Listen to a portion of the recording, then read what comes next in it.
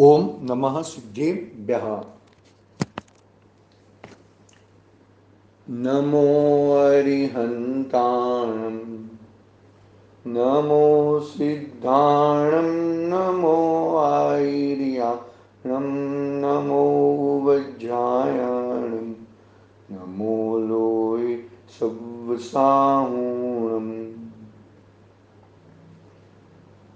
मङ्गलं भगवान् वीरो मङ्गलं गौतमो गणी मङ्गलं कुन्दकुण्डार्यो जैनधर्मोऽस्तु मङ्गलम् सर्वमङ्गल्यमङ्गल्यं सर्वकल्याणकारकं प्रदानं सर्वधर्मानं जैनं जयतु शासनम् जैनं जयतु शासनम् यस्य स्वयं स्वभावापि प्रभावे कृत्स्नकर्मण तस्मै संज्ञाय रूपाय नमस्तु परमात्मने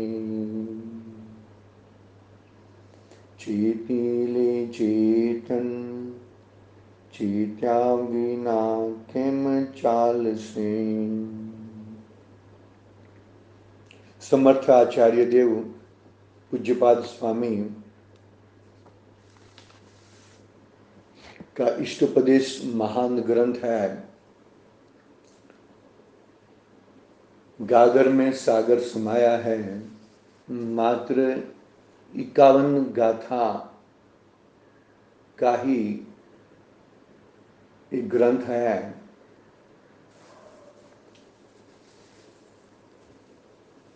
ग्रंथ की मंगलाचरण में आचार्य भगवंत ने परमात्मा को नमस्कार किया और परमात्मा बनने की भावना भाई। और वो कैसे परमात्मा बन सकता है कि योग्य उपादान में। योग्य उपादान मतलब तेरे में उपादानगत कार्य उपादान है, वो उपादानगत कार्य हो सकता है। उस तरह से तुझे पुरुषार्थ करना होगा। फिर अगली गाथा में बताया कि व्रत अव्रत, तो व्रत को तो तू धारण कर, व्रत को धारण कर, अव्रत से तू नरक आदि में जाएगा। क्या कहा? अव्रत से तू नरक आदि में जाएगा। छाया और आतप, मानो कि हम किसी का वेट कर रहे हैं, तो छाया में हम खड़े रहेंगे, धूप में थोड़ी खड़े रहेंगे। ऐसे यदि हम मोक्ष का इंतजार कर रहे हैं, हमें मोक्ष मुक्ति चाहिए, तो मुक्ति चाहिए तो हम व्रत में खड़े रहेंगे, अव्रत में नहीं खड़े रहेंगे। अनुव्रत महाव्रत समझ लेना, वो सब बातें हुई थी अपनी। एक थोड़ा छोटा सा रिवीजन कर रहा हूं मैं। फिर शिष्य का प्रश्न के आधार से आचार्य देव ने गाथा 4 का अवतरण किया कि तुझे स्वर्ग चाहिए तो आत्म भाव पूर्वक ही मिलेगा। उच्च कोटि का स्वर्ग, आत्म भाव से तुझे मोक्ष मिल सकता है, तो स्वर्ग क्या कौन सा दूर है। जो व्यक्ति, उदाहरण दिया ना, जो व्यक्ति भार लेके 2 कोस चल सकता है, तो उसको आधा कोस चलने में क्या दिक्कत है? आई बसन में ऐसा कहा।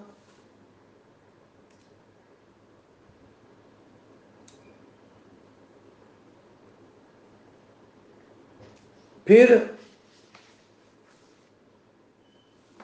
शिष्य का प्रश्न किया। क्या प्रश्न किया? कि यदि स्वर्ग में ही सुख है तो मैं मोक्ष के लिए उद्यम क्यों करूं? बराबर है? मुझे स्वर्ग में ही सुख है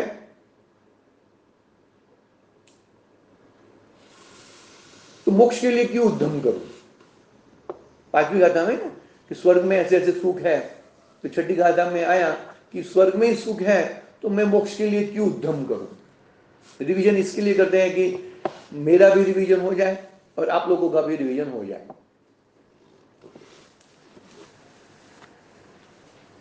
तो आचार्य देव ने गाथा 6 में, अपनी जो गाथा चल रही है वो 6 में बता दिया कि वो वासना मात्र है, वो सुख नहीं है, सुख का भास है। संसार में सुख की कोई बात ही नहीं है, दुख ही है वो।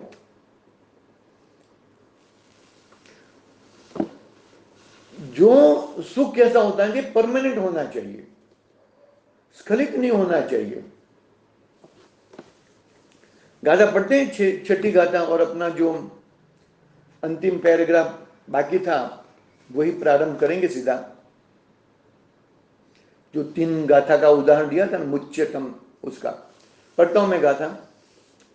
वासना मात्र में वेत्तत् सुखम दुखम च देहिनां तथा व्युदे जयन्ते ते भोगा रोगा इवापदी। क्या कहा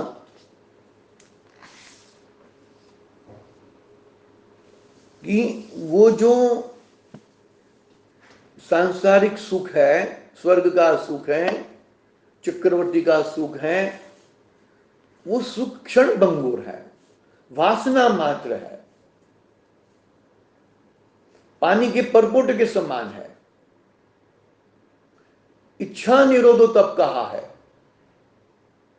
इच्छाओं वाला है वो, तो वो सुख सुख नहीं है। वो सुख किस तरह से, देखो वो उदाहरण दिया था, बहुत जबरदस्त उदाहरण दिया था। हम और वही उदाहरण मान के अपना पेट भर गया हो, विवई बन के गए हो और पेट भर गया हो, तो वो और भी देते हैं ना। तो मेरे को भी एक नवला भी नहीं जाएगा, एक पानी पानी तक पीने की मेरे में ताकत नहीं है, तो आप दूर हो जाओ। अरे भाई आपको अच्छा लग रहा था ना, नहीं भाई अभी मेरा फुल हो गया है, मुझे तो इससे क्या क्या हुआ, इससे मतलब क्या हुआ कि इससे तुम्हें सही में, उससे सही में सुख मिलता नहीं है। ये बात हुई।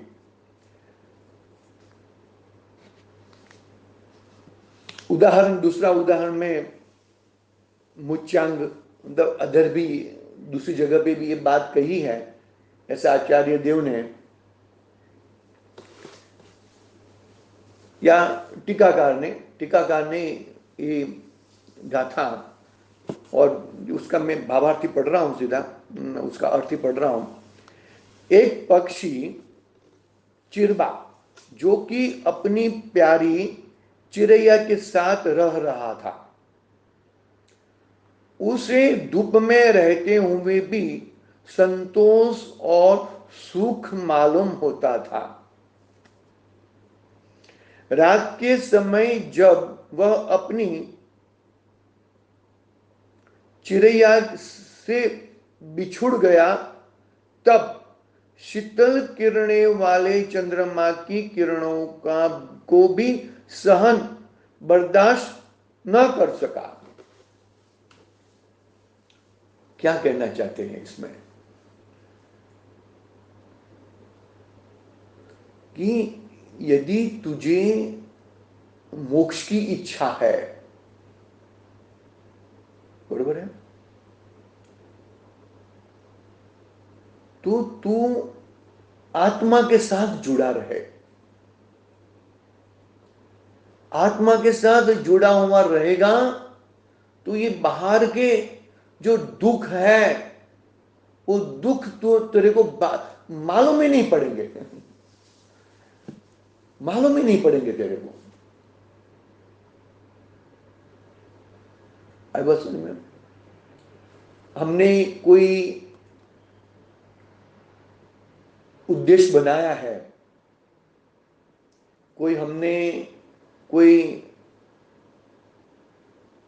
फिक्स किया है कि भाई हमें एक अचीवमेंट करना है, तो हम क्या करते हैं, भाई दिन रात एक कर दो, लेकिन मुझे ये अचीवमेंट, ये मुझे टारगेट चाहिए, टारगेट दिया जाता है ना। तो वो न भूख न प्यास न ऊंघ, बहुत कर देता है, बहुत त्याग कर देता है, छोड़ देता है। वो क्या गोल क्या है कि भाई मुझे ये गोल प्राप्त करना है। सीए पढ़ते हैं ना छोटे बच्चे लोग, तो रात रात भर तक पढ़ते हैं, मुझे सीए की एग्जाम पास करनी है। इंजीनियर जो भी है अभी एग्जाम में तो जो भी है सब पढ़ते ही हैं। तो गोल क्या है कि भाई ये गोल मुझे प्राप्त करना है। तो वो गोल के समय में उसे ठंडी गर्मी भूख प्यास क्षुधा नींद कुछ भी नहीं आएगी उसको।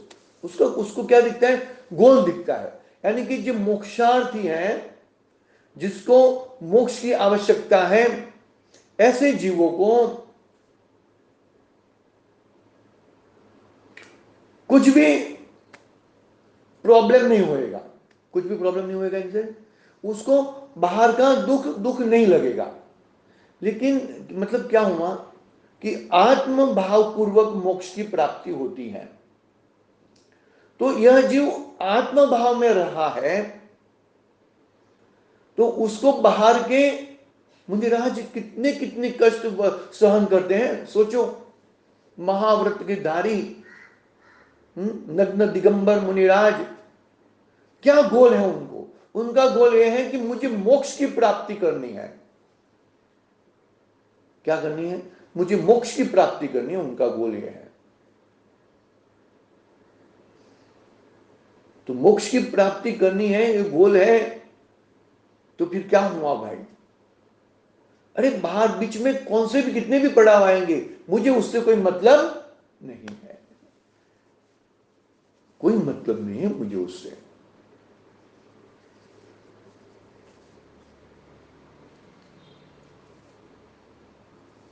क्यों, 5 पांडवों को मालूम नहीं पड़ा था कि मुझे धकधकते घरने पहनाए हैं। सुकौशल मुनिराज को नहीं मालूम था।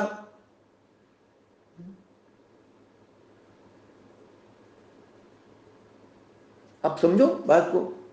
अरे मेरा गंतव्य स्थान, मेरा मेरा जो क्या बोलते उसको, मेरा गोल मोक्ष है। अरे बाकी के बीच में जो भी आने दो, मुझे कोई प्रॉब्लम नहीं है। लेकिन तूने आत्म भाव को छोड़ दिया, मोक्ष का गोल को छोड़ दिया, और जो तू आया, तो तुझे कितना भी अच्छा संयोग मिलेगा, कितना भी स्वर्ग का सुख मिलेगा, कितना भी पुण्य तो होना ही है, तो तुझे वो गोल के बिगड़ तुझे वो सब चुभेगा, ऐसा कहना चाहते हैं। चिरबा और चिरैया के उदाहरण से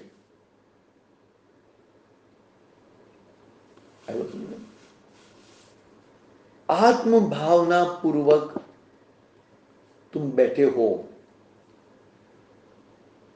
बाहर में कितनी भी परिस्थिति खराब है तो भी तुम्हें कुछ नहीं होएगा, और गोल तुम्हारा क्या है, मोक्ष जाने का। और यदि तुमने आत्म भाव को छोड़ा, मोक्ष का गोल को छोड़ा, तो कितना भी अच्छा सुविधा रहने दो, चांदनी है ना, देखो चांदनी भी उसको चुभती है। देखो रात के समय जब अपनी चिड़ैया से बिछुड़ जाता है, तब शीतल किरणों वाली चंद्रमा की किरणों को भी सहन बर्दाश्त न कर सका। अपना गोल एकदम परफेक्ट करो, अपना गोल को एकदम जबरदस्त बनाओ, और गोल को बनाओगे तो तुम्हारा कार्य होएगा ही। उसे चिरैया के योग में चंद्रमा की ठंडी किरणें संताप व दुख देने वाली ही प्रतीत होने लगी, क्योंकि उसका छोड़ दिया है, उसने वो छोड़ दिया है भाई।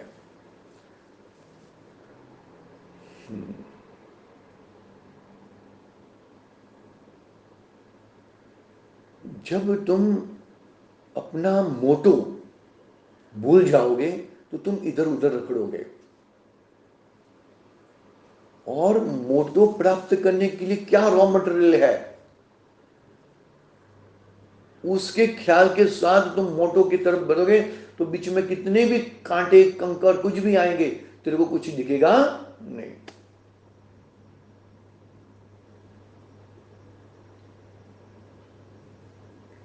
कुछ भी नहीं दिखेगा। क्या कहते देखो, मन के दुखी होने पर भी, पर मन के दुखी होने पर सभी कुछ असह्य हो जाता है, कुछ भी भला या अच्छा मालूम नहीं होता। आई वो सुंदर, कितना स्पष्ट लिखते हैं। इन सबसे मालूम पड़ता है कि इंद्रियों से पैदा होने वाला सुख वासना मात्र ही है, वासना मात्र ही है। अरे एक इंद्रिय के विषय गए, हम बीच में भी उदाहरण लिया था ना, हम किधर घूमने के लिए गए हैं और रिटर्न में आ रहे हैं घूम के, वो घूमना अभी तक तो पूरा नहीं हुआ, लेकिन अगले घूमने की तैयारी चालू हो जाती है। तो फिर तुम घूमने का अभी का घूमने का तो आनंद लो यार। तब जब जाएंगे नए नए कब जाएंगे, तब तब की बात तब। अपने घूमने की तुम वो रखते नहीं हो। देखो, इन सबसे मालूम पड़ता है कि इंद्रियों से पैदा होने वाला सुख वासना मात्र ही है। आत्मा का स्वाभाविक एवं अनाकुलता रूप सुख वासना मात्र नहीं है। वासना से यानी कि इंद्रियों से आकुलता पैदा होती है, और आत्मा का स्वाभाविक एवं आकुलता रूप सुख वासना मात्र नहीं, मतलब इंद्रियों से मुझे सुख की प्राप्ति नहीं होती, वह वास्तविक है। इंद्रिय सुख अवास्तविक है। यदि इंद्रिय जन्य सुख वासना मात्र विभिन्न जन्य न होता तो संसार में जो पदार्थ सुख के पैदा करने वाले माने गए, जो संसार में जो पदार्थ सुख के पैदा करने वाले माने गए हैं, वही दुख के कारण कैसे हो सकते हैं, कैसे हो जाते? गुलाब जामुन 2 खा लिया, 5 खा लिया तब तक ठीक है, बाद में छठा सातवां आ जाए तो वो जो तुझे सुख पैदा कर रहा था तो अभी दुख क्यों पैदा कर रहा है? आई बात है? ऐसा है। पढ़ लेते हैं, आगे छठी गाथा आज प्रारंभ करेंगे। हाँ, अतः निष्कर्ष निकला कि देहधारियों का सुख केवल काल्पनिक ही है, और इस प्रकार उनका दुख भी काल्पनिक ही है। उसको सुख की भी खबर नहीं है और दुख की भी खबर नहीं है। जिसको नींबू का ज्ञान नहीं है उसको संतरे का भी ज्ञान नहीं है। दोनों का ज्ञान अति आवश्यक है। सुख मेरा कहां पर है और दुख मुझे कहां पर है। आत्म भावपूर्वक सुख है और अनात्म भावपूर्वक दुख है भाई। समझना बात को। ये इस प्रकार अपनी 6 नंबर की गाथा पूरी हुई है। 7वीं गाथा में प्रारंभ करते हैं हम।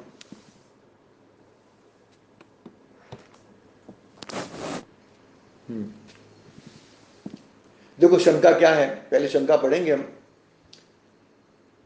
शिष्य भी बहुत ही उत्सुक है और पुनः पुनः शंका करता है। क्या शंका है देखो, ऐसा सुन, कैसा सुन कि संसार का सुख वासना मात्र है, अवास्तविक है, क्षण भंगुर है, सुख के पीछे दुख और दुख के पीछे सुख, ऐसा सुख नहीं होता। उसको न सुख की मालूम है न दुख का मालूम है। ऐसा सुन शिष्य पुनः कहने लगा कि यदि ये सुख और दुख वासना मात्र ही है तो वे लोगों की इस रूप में क्यों नहीं मालूम पड़ता। आचार्य समझाते हुए बोले, क्या बोले आचार्य, बोलेंगे अभी। क्या कितना कितना जबरदस्त प्रश्न घुमा है। मुझे मालूम क्यों नहीं पड़ता, पतंगिए को मालूम क्यों नहीं पड़ता, उसका वो उसकी शरीर जल जाता है, पतंगिए को मालूम क्यों नहीं पड़ता। हाथी को क्यों मालूम नहीं पड़ता कि भाई वो मैं वहां पर खड्डे में गिर जाऊंगा, मेरे को पकड़ लेंगे। बमड़े को क्यों मालूम नहीं पड़ता कि कमल बिड़ जाएगा, और रस ले लूं और रस ले लूं। इसको मालूम क्यों नहीं पड़ता। आचार्य देव एकमात्र मोह शब्द के उत्तर में आंसर दे देंगे। एकमात्र मोह भाव, इससे मुझे सुख हो जाएगा, ऐसा मोह भाव के कारण आचार्य देव देखो क्या कहते हैं। प्रश्न समझ में आया कि नहीं आया।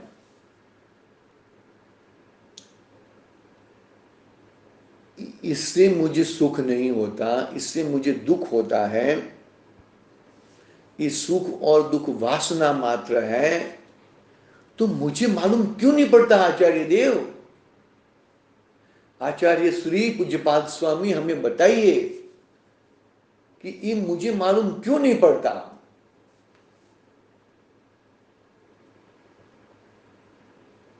क्यों मालूम नहीं पड़ता। देखो सातवीं गाथा का अवतरण हो रहा है। मोहेन संवृतम ज्ञानम स्वभावम लभते नहीं, मत्तः पुमान पदार्थानां यथा मदन को द्रवे। क्या है? मोह ने संवुत्रम, हिंदी पढ़ लेते हैं।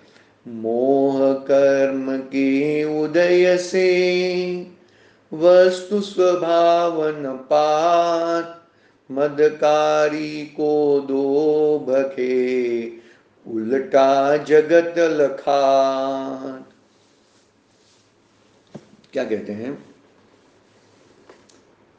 मोह कर्म के उदय से वस्तु स्वभाव को देख नहीं पाता वो।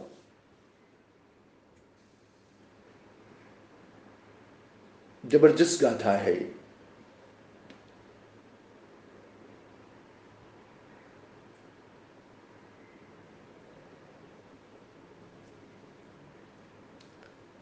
गाथा पढ़ते हैं धन्यवाद। जैसे मद उत्पन्न करने वाले कोदवों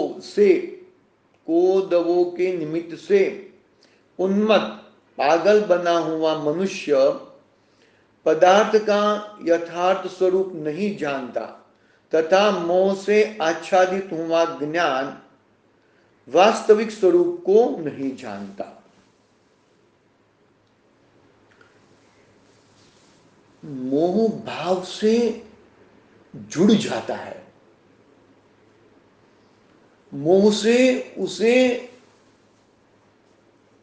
सब चीज, सीधी चीज उल्टी दिखती है, उल्टी चीज सीधी दिखती है मोह के कारण।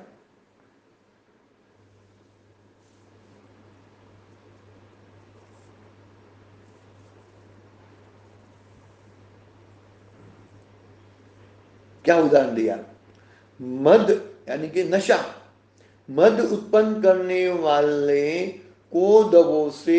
कोदवों के निमित्त से उन्मत्त पागल बना हुआ मनुष्य पदार्थ का यथार्थ स्वरूप नहीं जानता तथा मोह से आच्छादित हुआ ज्ञान वास्तविक स्वरूप को नहीं जानता। क्या कहा कि जिसने नशा किया है वो नशा में यदि पत्नी को पत्नी कह दे और मां को मां कह दे, उसका ज्ञान सही ज्ञान नहीं कहा जाएगा। मोह से आच्छादित हुआ है, मतलब नशा हुआ है ना, नशा किया है ना। अरे उसको नशे में क्या, उसको कभी मां को पत्नी कह सकता है और पत्नी को मां कह सकता है, नशे में है ना, नशे में।